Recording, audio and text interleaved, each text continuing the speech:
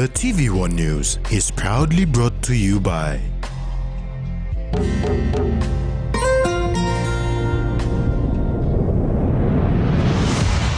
BSP, our bank, our people.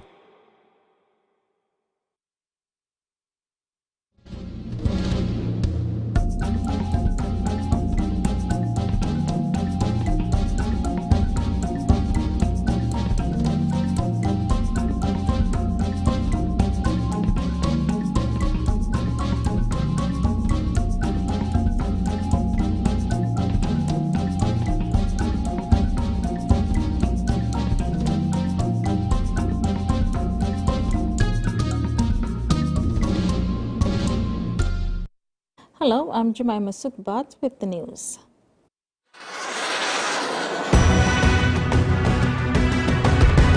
In this edition, more awareness on tackling corruption, mediation a tool to fast-track cases, and Herman impressive on track. The International Anti-Corruption Day provides a platform for more awareness on tackling corruption in the country. Secretary to the National Executive Council, Ivan Pomalew, made this statement during his keynote address at the International Anti-Corruption Day on Friday, December 9th. International Anti-Corruption Day is commemorated worldwide every year to make a stand against corruption. On Friday, December 9th, the Independent Commission Against Corruption hosted the day, joined by partners including PNG, UNDP, European Union, the media, and others. Secretary to the National Executive Council, Ivan Pomalew, said the Marape Rosso government is increasing efforts in the fight against corruption, which shows there is political will. As you can see, despite all the negative views of corruption in the country, I must say there is increased efforts and focus on anti-corruption in Papua New Guinea. The passing of the organic law on ICAC is indeed one of the key milestones of this government. And the next critical step for the government is the appointment of the ICAC Commissioner and Deputy Commissioners. Once ICAC is fully established and functional, it will receive complaints, investigate and prosecute alleged corrupt conduct. Fight against corruption must take precedence over everything else, because unfortunately corruption has engulfed our country big time. And we have no choice, but we need to come together as one to address corruption in a more systematic and a serious way. ICAC Interim Chairman Thomas Elu said according to Transparency Corruption Perception Index, PNG is still ranked among the most corrupt countries in the world. The passing of the organic law on the International Commission Against Corruption has paved the way for the establishment of ICAC, which is a significant milestone in the anti-corruption space in the country. Meanwhile, Independent Commission Against Corruption Interim Chairman Thomas Elu said ICAC is still awaiting the appointment of its commissioners and is committed to leading the fight in combating corruption in the country. Elu also thanked the Marape Rosso government for allocating 10 million kina for ICAC in the 2023 budget. Thank the government for its commitment and acknowledgement, and acknowledge all contributions, especially in terms of continued technical support through the Department of Justice and Attorney General, the Department of Prime Minister and NEC, and funding-wise, ICAC has been allocated 10 million in the 2022 budget allocation for the first time. Thank you also to all government bodies, all our honest public servants, our development partners. The Department of Information and Communications Technology assured participants of the Business Coalition for Women of the commitment to ensure cyberbullying, especially on women and girls in the country, is addressed. Executive Manager for Cybersecurity and Digital Government Standards, Georgina Kiele, said the National Cybersecurity Center stressed on numerous awareness on cybersecurity and safety on social media and other mediums of communication. She said the National Cyber Coordination Center plans to have technologies made available to assist agencies such as police and other security agencies to coordinate their work effectively. When you're spending time with family, when you've got a big day ahead, when you have given it all you've got, when you're putting on a feast, that's when you want the best. That's when you want flame rice. New flame rice. Win him, Olgeta. Open lens.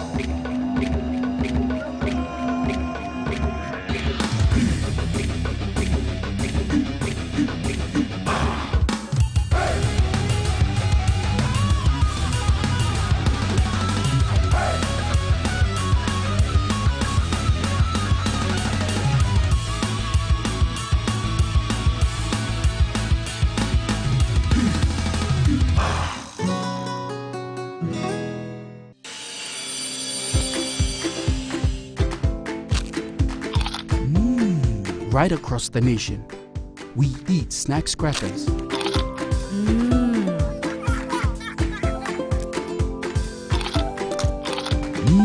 Emi trupla.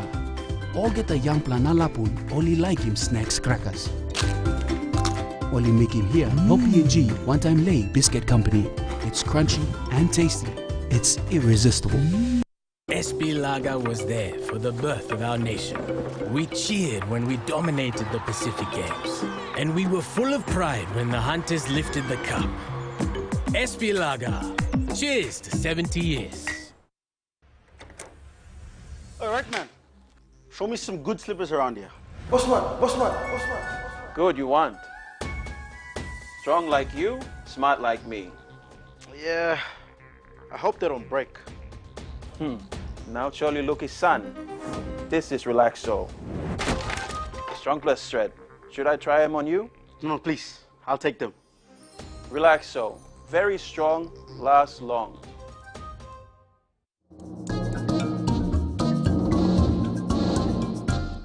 Welcome back. Mediation is a tool judges and magistrates can use to fast-track backlog of cases and achieve the 60% disposal rate for cases at the courts. Chief Justice Gipsalika challenged 65 graduates comprising of judges, magistrates and lawyers, including heads of government agencies, at the recent 8th Papua New Guinea accredited mediator graduation in Port Moresby. Mediation is an alternative dispute resolution process that continues to better manage, dispose and reduce the backlog of cases before the courts. This is the 8th PNG accredited mediator graduation hosted by Alternative Dispute Resolution Services. 65 graduates comprising of judges, magistrates, lawyers, including heads of government agencies and law lecturers, received recognition after undergoing the training. Chief Justice Gipsalika said mediation is a tool judges and magistrates can use to fast-track backlog of cases and achieve the 60% disposal rate for mediation issues at the national and district courts. And in particular, mediation was introduced to assist the court in two respects. In the court's desire to better manage and dispose of cases coming to it. That is, people with their worries, with their problems, coming to the courts, for us to help them to settle their disputes. And so it was the desire to deliver on the people's expectation of expedited outcomes and to help reduce the court's backlog. In other words, it was going to be used as a case management tool so that we could have those matters done with faster National Narcotics Bureau Acting Director Nicodemus Mosoro said the training was equally important for heads of government agencies to deal and solve issues within their respective departments administratively. I'm not really involved in litigation work. So we say, oh, this mediation training is limited to litigation lawyers and all that. Honestly, I found value for it in administration as well. Now I relate far better to my staff, attending to their grievances, asking the right questions instead of being direct, having them to solve their own disputes. The graduates were taught on basic knowledge about conflicts theory and management of disputes. Meanwhile, Acting Judge Justice Tracy Ganai said the training has helped her manage some of the cases she handled at the family court when she was a magistrate in the lower courts. On behalf of the graduates, she thanked the facilitators for the training. I did the fourth mediation in 2017 and the last in 2021. In those 4 years, I was at the family court practicing as a senior family court magistrate. As you would all know, the family court is a challenging place to be at. It's a place where emotions run high, and sometimes where a magistrate is allowed to, they find themselves being forced to mediate on a matter before them. The Japan Development Institute team of experts and International Trade and Investment team arrived in Vanimo yesterday as part of its visits to formulate PNG's Special Economic Zone Master Plan.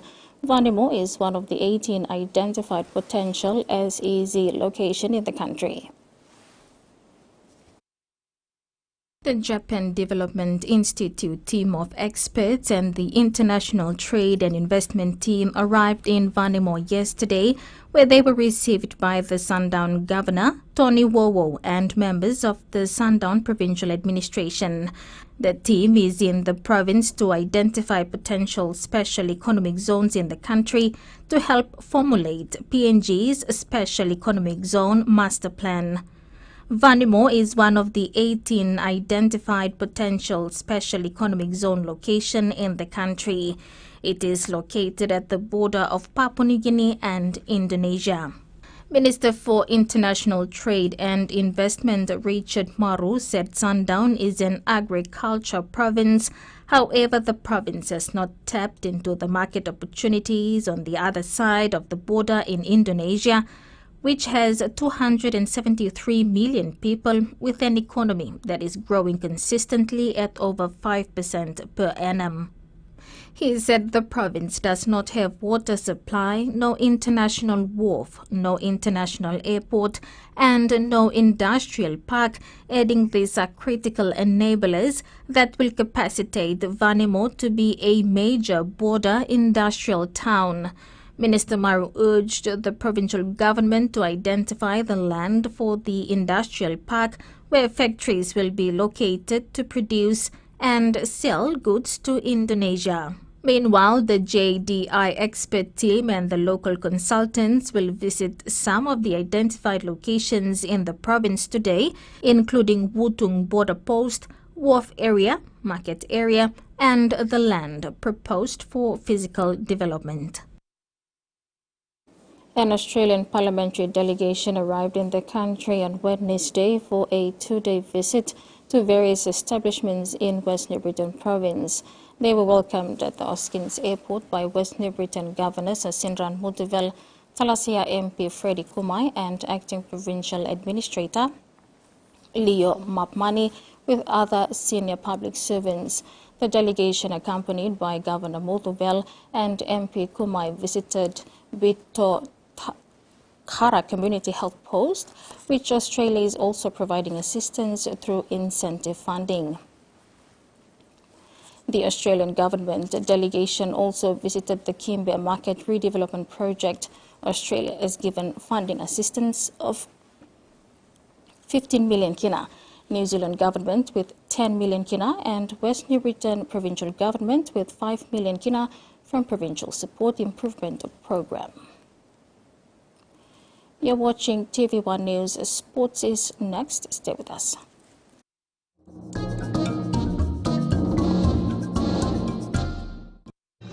Experience a convenient and smarter way to do your banking with BSB Mobile Banking. You don't have to leave the office or your home to pay for bills. You can view your account balance, transfer funds, top up phone credits, or purchase easy paid units wherever you are. Visit your BSB branch today to register now for BSB Mobile Banking. BSB Mobile Banking, the smarter way to bank.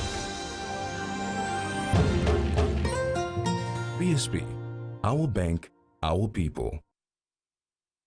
Whether we're playing sport, exercising for fitness, being active for work or play, just having some fun, or just chilling, there is one name we can count on that we know will keep us going strong. Skell Rice. Healthy, nutritious, delicious medium grain rice full of vitamins and minerals. Skell helps us maintain a healthy, active lifestyle so we can enjoy every day. Skell Rice.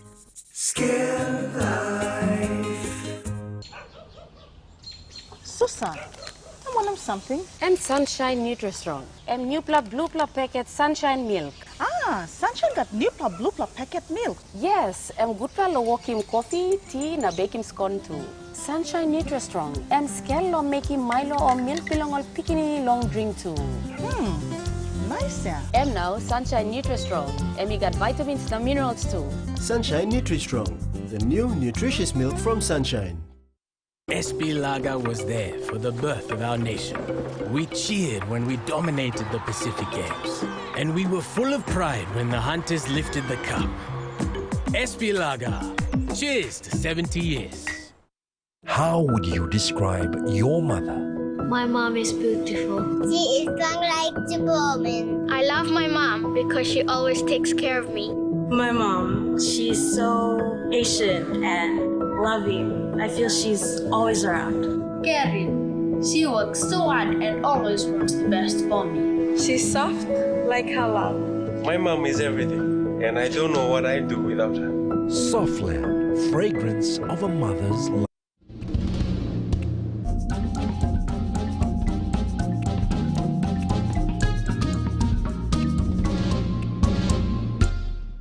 Come back. The 61st PNG Air National Track and Field Athletics Championships got off on a slow pace on Friday and Saturday due to a few late arrivals and confirmations by participating teams. According to Athletics PNG President Tony Green, 12 provinces competed in the three-day event, mostly development teams. After a disappointing start to this year's National Track and Field Athletics Championships in the opening day of the event, the competition eventually got going with some notable performances, especially in the men and women long-distance races on Saturday. Athletics PNG President Tony Green said despite a couple of centres pulling out, majority of the athletes, seniors and development squads competed throughout, including para-athletes. Green also highlighted some impressive runs from a couple of senior athletes, especially in the 1500-meter men and women, which featured Scholastica Herman in the women and Siuna Kagel in the men, which is important to maintain and keep their sport in the PNG national squad for next year's Pacific Games in the Solomon Islands. You've just seen the 1500 metres outstanding run by Scholastica Herman in the open women's race. Running close to the time that won the gold medal in the Pacific Games in 2015. So it was an outstanding run from Scholastica. The men's 1500 this morning was also a good race with Siuni Kag just finishing strongly to beat Aquila Turalom. We haven't had a lot of finals yet. We've only seen the heats of the 100 metres and the 400 today. Green again explained this year's championships is purposely to identify new talents, especially athletes, for the Commonwealth Youth Games next year and to provide motivation for athletes currently in the PNG squad. But for the Pacific Games next year, the selection will be more around the PNG Games and our championship next year. This really is about identifying new talent, this championships, and of course providing motivation for the squad members to maintain their training. The President also acknowledged the presence of Olympian rally captain at this year's championships, who only competed in the 100-meter women's, however could not compete in the long jumps